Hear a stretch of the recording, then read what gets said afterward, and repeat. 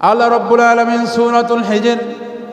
সূরাতুল হিজরের 99 নম্বর আয়াতে ইরশাদ করেছেন, ওয়া'বুদ রাব্বাকা হাত্তা ইয়াতিয়াকাল ইয়াকিন। ও আমার বান্দারা, তোমরা তোমাদের রবের ইবাদত করতে থাকো যতক্ষণ পর্যন্ত তোমরা মৃত্যুর কোলে ঢলে না পড়ো। বলেন সুবহানাল্লাহ। মৃত্যুর ডাক আসার আগ পর্যন্ত ইবাদত করতে হবে কার? মৃত্যু পর্যন্ত আল্লাহর ইবাদত করতে হবে। রমজান মাস গেছে, ইবাদত বন্ধ না, বিষয়টা এমন না। এই বিষয়টা বুঝাইতে পারছি? এখন আসুন আমরা আলোচনা করি রমাদান, এই মাসটাকে যে আমরা অতিক্রম করলাম, এই মাসটা আমাদেরকে অনেক কিছু শিখিয়ে গেছে। 10টি শিক্ষা আমরা লাভ করতে পারি। 1 নম্বর শিক্ষা, রমাদান আমাদেরকে ইখলাসের শিক্ষা দান করে। কিসের শিক্ষা? এখন যদি আমি জিজ্ঞাসা করি ইখলাস কি, আমার অনেক মুসলমান ভাই আছে যারা ইখলাসের সংজ্ঞায়িত করতে পারবে না। ইখলাস কি জানে না। ইখলাস হইল কোনো একটা ইবাদত শুধুমাত্র আল্লাহকে দেখানোর জন্য করা, এটাকে বলা হয় ইখলাস। আপনি নামাজ পড়ছেন, মানুষ আপনাকে মুসল্লি বলবে, মানুষ আপনার নামাজি কইব। আপনি দাঁড়িয়ে রাখছেন, বয়স হয়ে গেছে, দাঁড়িয়ে না রাখলে মানুষে বুইরা খাটাই ডাকবো।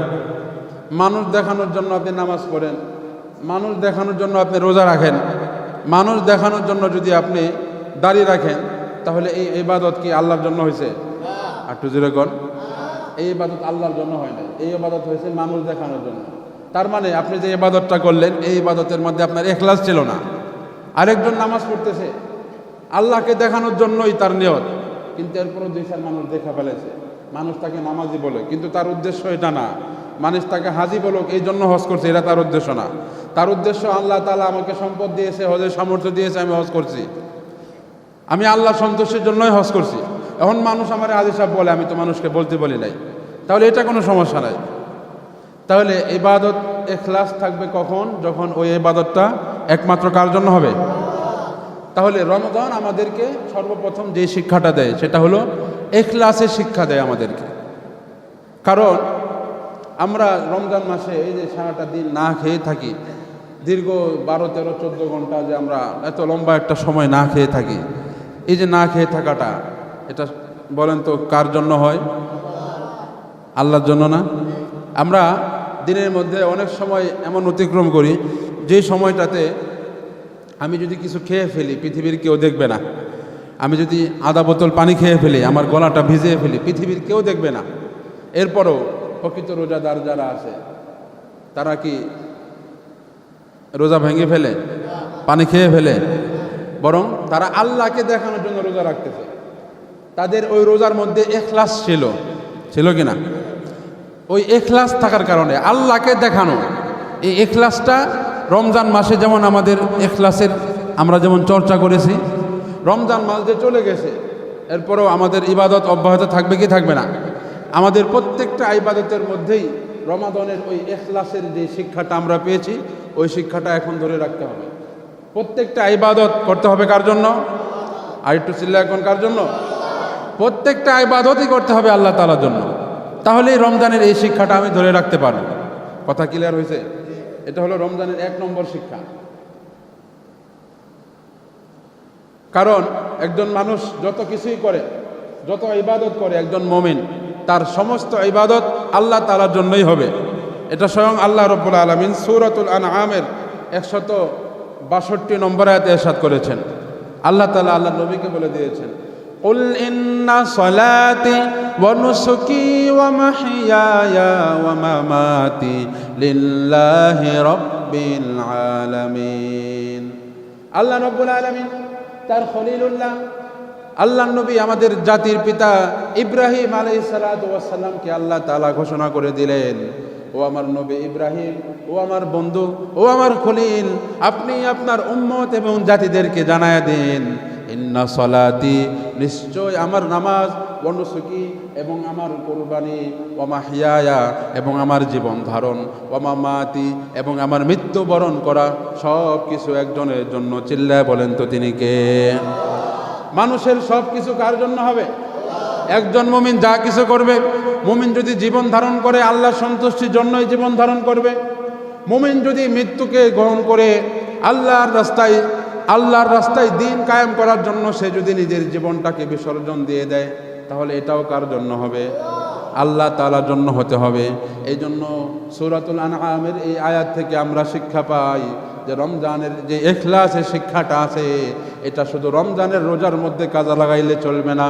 রোজা ছাড়া যত ধরনের ইবাদত আছে, প্রত্যেকটা ইবাদতের মধ্যে আমাদের ইখলাস থাকার দরকার আছে না নাই?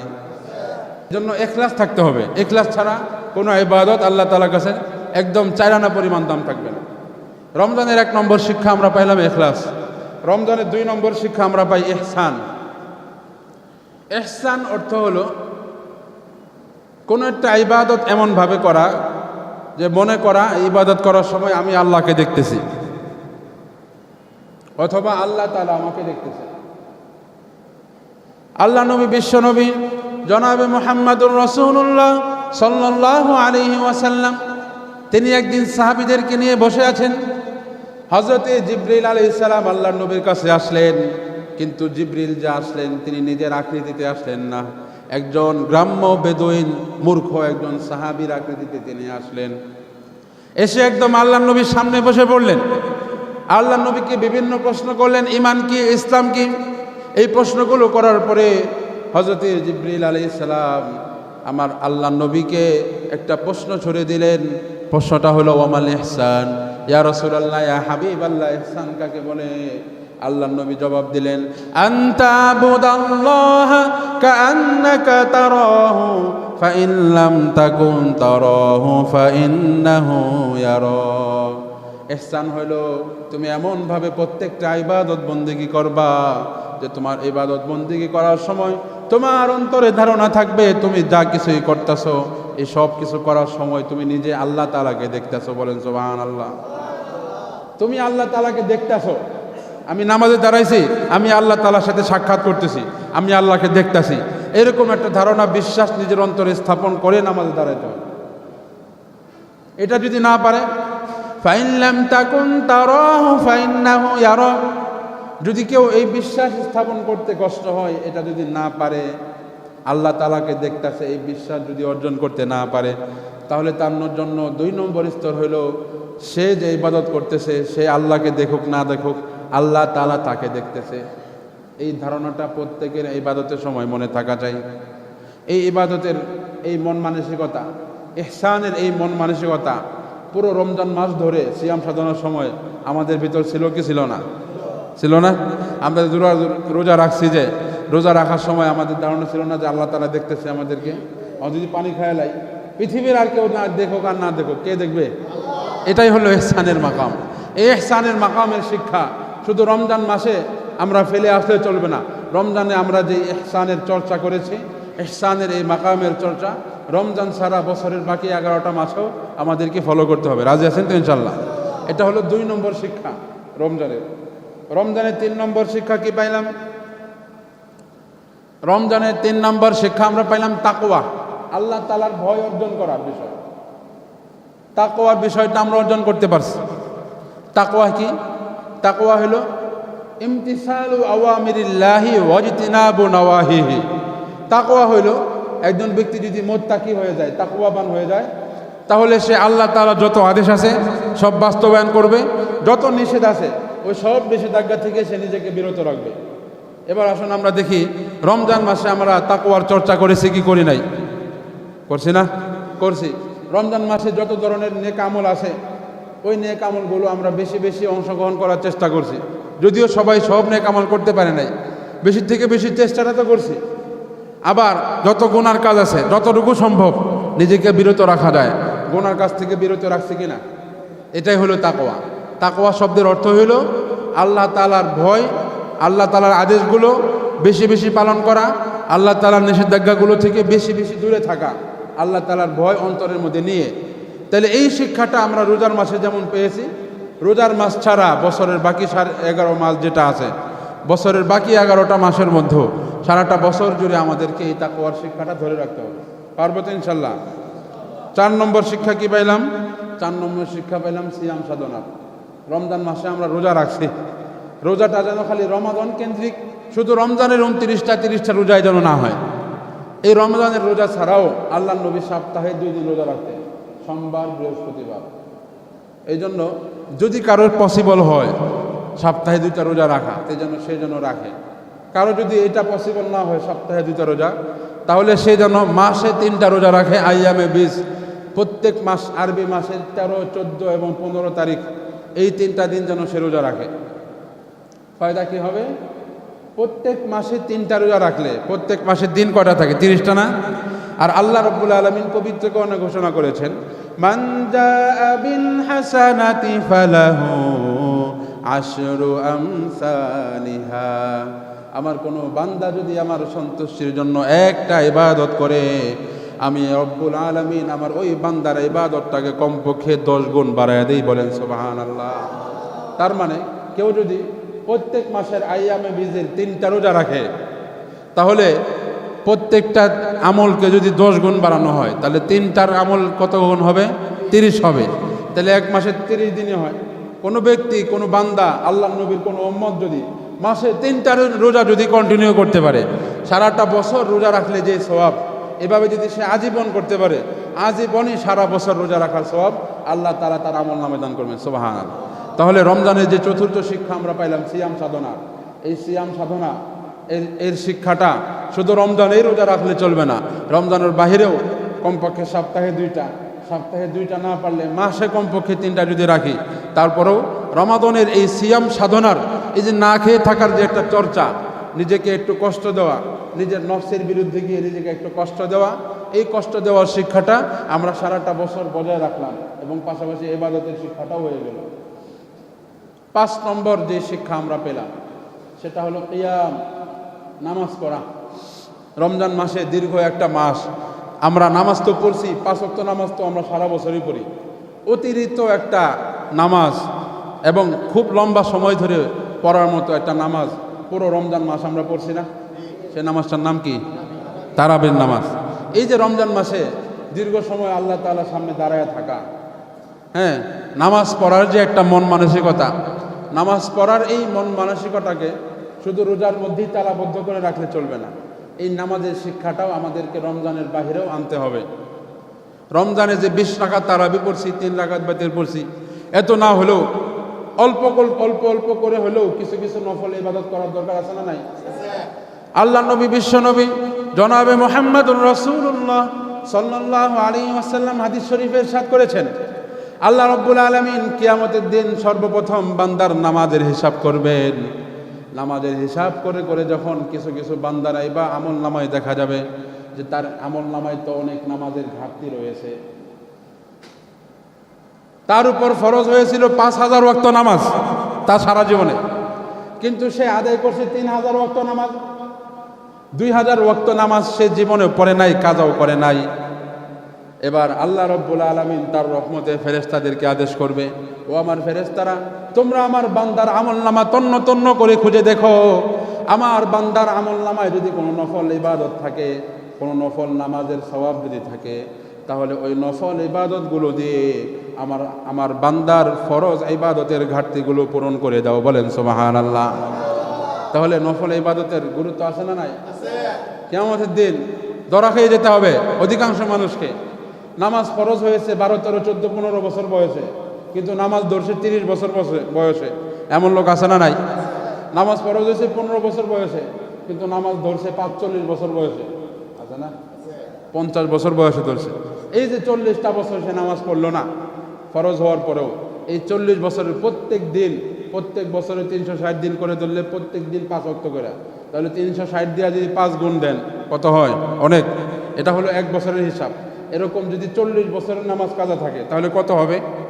কিন্তু আপনি যদি নফল ইবাদত করতে থাকেন, আপনার যখন ফরজ ইবাদতের ঘাটতি দেখা দিবে, তখন আল্লাহ তাআলার যদি রহমত হয়, আল্লাহ তাআলা যদি দয়া হয়, আল্লাহ তাআলা তার রহমতের ফেরেশতাদেরকে আদেশ করবেন, তোমরা আমার বান্দার নফল সালাতের লিস্টটা এবার আনো। আমার বান্দার নফল সালাতের লিস্ট থেকে আমি কেটে কেটে নফল সালাতগুলোকে আমি ফরজের মাধ্যমে পরিপূর্ণ করে দেব। সুবহানাল্লাহ। তাহলে রমজান মাসে আমরা যে কিয়াম করার, অর্থাৎ নামাজ পড়ার যে শিক্ষাটা পেয়েছি, দীর্ঘ একটা সময়, লম্বা একটা সময় নামাজ পড়েছি, এই নামাজের শিক্ষাটা, নফল এই ইবাদতের শিক্ষাটা রমাদানের বাহিরেও আমাদেরকে নিয়ে আসতে হবে। আমরা কিছু কিছু বাড়তি নামাজ, নফল নামাজ 2 রাকাত হোক, 4 রাকাত হোক, 8 রাকাত হোক, 10 রাকাত হোক, এই নামাজগুলো যদি আমরা পড়ি, তাহলে এর ফায়দাগুলো ইনশাল্লাহ পরকালে পাওয়া যাবে। করবো তো ইনশাল্লাহ। রমজান মাসের আমরা 6 নম্বর যে শিক্ষাটা পাই সেটা হলো কোরআন তেলাওয়াত। কোরআনের সাথে আমাদের একটা নিবিড় সম্পর্ক রমজান মাসে গড়ে উঠেছিল। রমজান মাস শেষ হয়ে যাওয়ার পরে আমার কোরআনটা যেন আমার আলমারিতে তালাবদ্ধ না হয়ে যায়। রমজানে যেমন 1 মাসে আমি কোরআন খতম করেছি, এখন আমার একটা টার্গেট থাকতে হবে। রমজানে তো আমি 1 মাসে পড়েছি, রমজানে ইবাদত বন্দিগির মন মানসিকতা বেশি ছিল, ফ্রি টাইম বেশি পাওয়া গিয়েছিল, তো রমজানে তো আমি বেশি সময় দিয়েছি। এখন একবারে না হলেও কমপক্ষে এই বাকি 11 মাস, এই শাওয়াল থেকে আগামী শাবান রমজান আসার আগ পর্যন্ত এই 11 মাসে কমপক্ষে একটা খতম আমি দিব, এরকম নিয়ত করা যায় না? রমজান মাসে আমরা কোরআন শরীফ নিজে পড়েছি এবং তারাবির নামাজে হাফেজ সাহেবদের কাছ থেকে কোরআন তেলাওয়াত শুনেছি, তারাবির পরে আবার কোরআনের তাফসীর শুনেছি। এভাবে রমজানে কোরআনের সাথে আমাদের একটা নিবিড়, একটা গভীর সখ্যতা এবং সম্পর্ক গড়ে উঠেছিল। ওই সম্পর্কটা একজন রমজানের পরেও যেন বাকি থাকে। আপনারা বলেন তো, এই কোরআন শরীফ কার কথা? কথা কয় না তো। কেউ যখন একটা আয়াত পড়ে তখন সে কার সাথে কথা বলতেছে?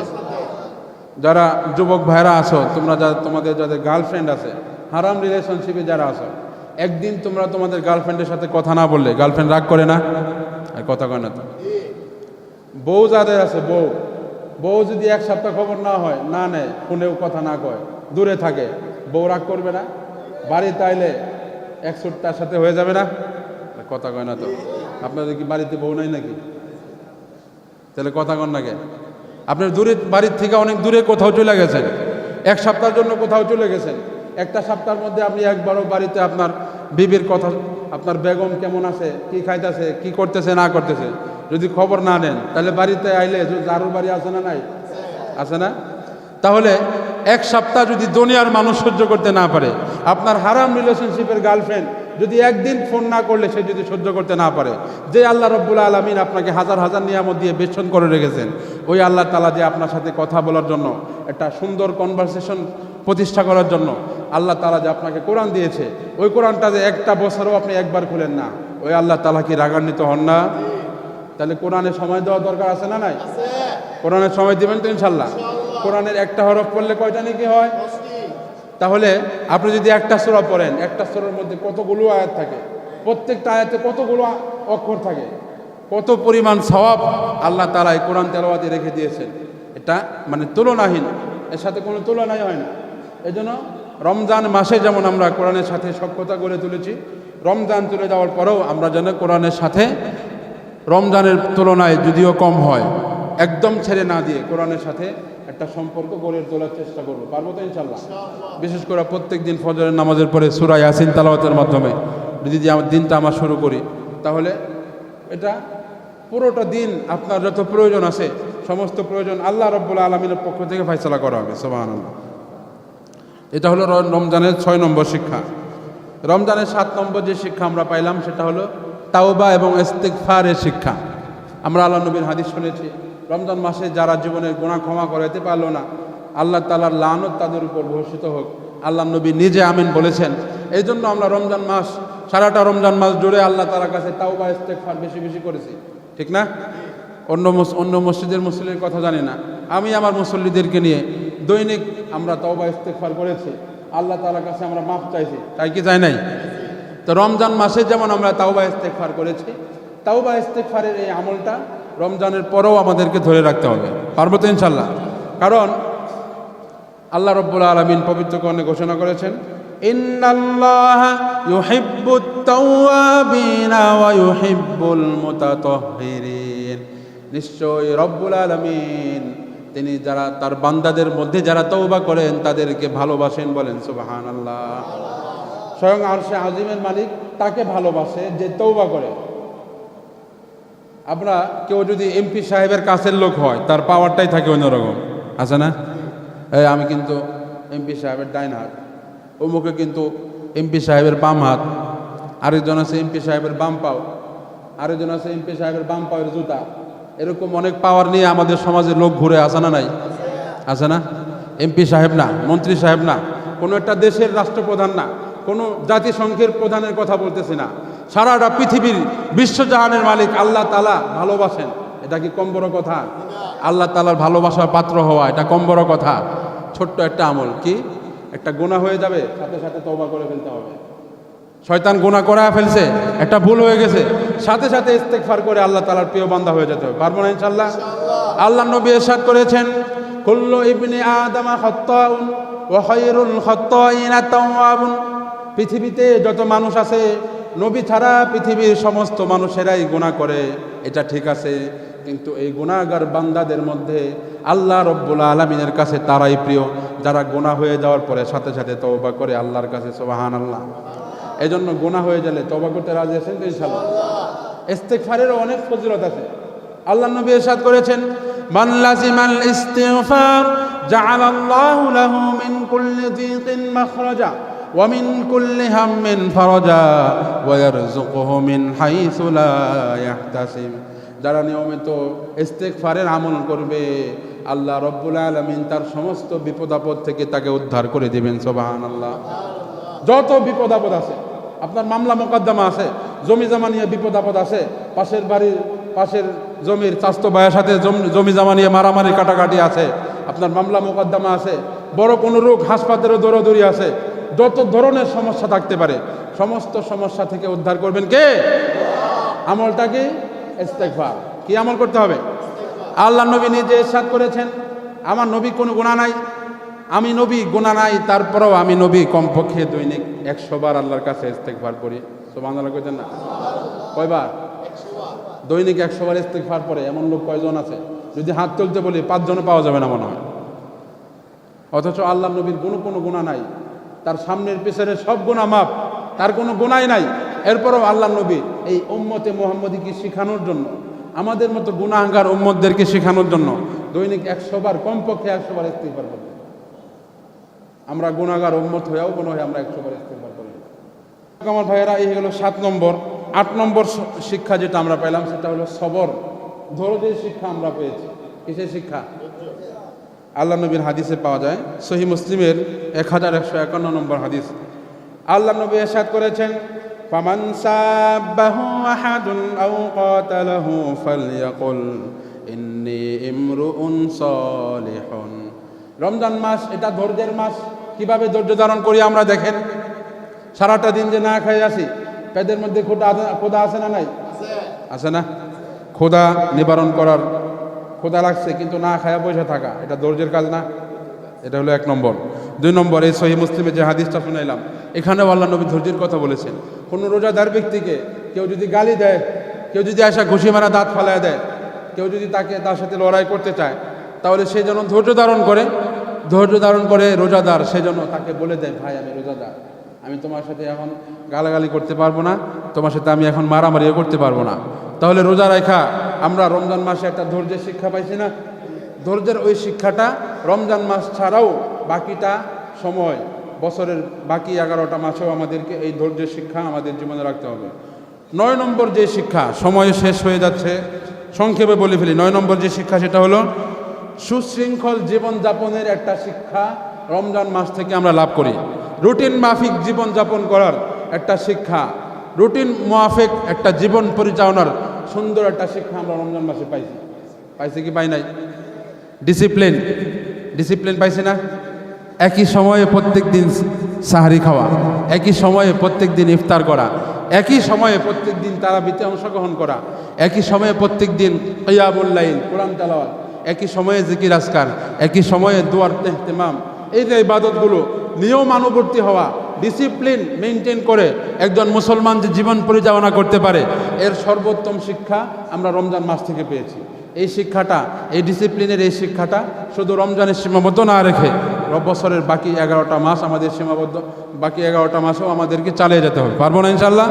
আমার রমজান মাসে যেমন আমার তেলাওয়াতের জন্য কিছু টাইম ছিল, আমার কিয়ামুল লাইলের জন্য কিছু টাইম ছিল, জিকিরের জন্য কিছু টাইম ছিল, রমজানের বাহিরেও, রমজানের তুলনায় এত বেশি না হোক, রমজানে যদি আপনি দৈনিক 1 ঘন্টা কোরআন পড়তেন, এখন আপনি কমপক্ষে 5 মিনিট রাখেন যে আমি দৈনিক কমপক্ষে একবার কোরআন খুলবো, আল্লাহর সাথে কথা বলবো, কমপক্ষে 5 মিনিট হলেও আমি আল্লাহর সাথে কথা বলবো। পারবো না ইনশাল্লাহ?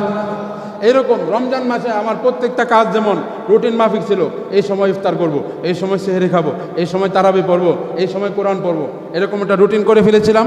রমজান ছাড়া বাকি 11টা মাসেও আল্লাহ তাআলার ইবাদত করার জন্য দুনিয়ার কাজের ফাঁকাফাঁকি একটা রুটিন যেন আমার থাকে। এই রুটিন অনুযায়ী এই সময়টা আমি কোরআন তেলাওয়াত করবো, 5 মিনিট হোক, ওই সময়টা আমি জিকির করব, ইস্তেগফার পড়বো, 10 মিনিট হোক, যতটুকু পারবেন তো ইনশাল্লাহ। 10 নম্বর যে শিক্ষা সর্বশেষ, সেটা হলো দান খয়রত এবং অসহায়দের প্রতি সহানুভূতিশীল হওয়া, অসহায়দেরকে দয়া করা।